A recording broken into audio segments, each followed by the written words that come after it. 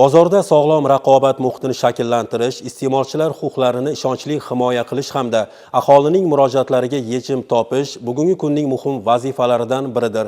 Shu maqsadda Raqobatni rivojlantirish va iste'molchilar huquqlarini himoya qilish qo'mitasi tomonidan keng jamoatchilik vakillari ishtirokida ochiq muloqot tashkil etildi. Tafsilotlar muxbirimiz lavhasida.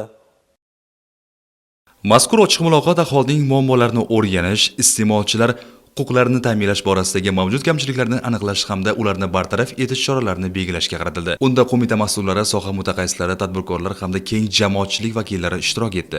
Muloqot davomida fuqarolar tomonidan ko'tarilgan masalalar asosan narx-navoning asossiz oshirilishi, sifatsiz mahsulotlar savdosi, xizmat ko'rsatish sohasida kamchiliklar hamda iste'molchilar huquqlarining buzilishi bilan bog'liq muammolar bo'ldi. Mas'ullar har bir murojaatni atroflicha o'rganib chiqib, ularni bartaraf etish yuzasidan tegishli choralar ko'rilishini bildirdi. Shuningdek, tadbir davomida tizimda amalga oshirilayotgan islohotlar, joriy etilgan yangi mexanizmlar va qonunchilikdagi o'zgarishlar haqida ham ma'lumotlar berildi.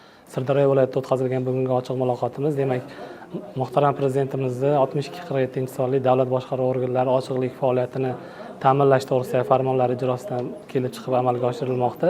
Bugungi ochiq muloqotimiz alohida ahamiyatini ta'kidlamoqchiman. Shaxsan shu qo'mita raisimiz o'zlari tashrif buyurib, Sirdaryo viloyatidagi mahalliy tadbirkorlarimiz, xalqimiz tomonidan ko'tarilayotgan dolzarb masalalar, murojaatlar tinglandi.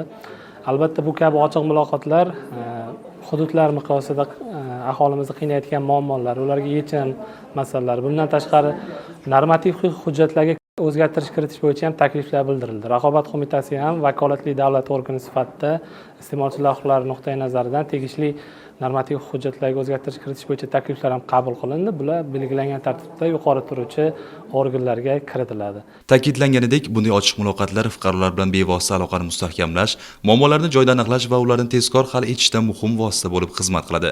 Mutaxassislar fikricha, bu kabi uchrashuvlar tizim samaradorligini oshirish, aholining ishonchini mustahkamlash hamda iste'molchilar manfaatlarini ishonchli himoya qilishda muhim ahamiyat kasb etadi.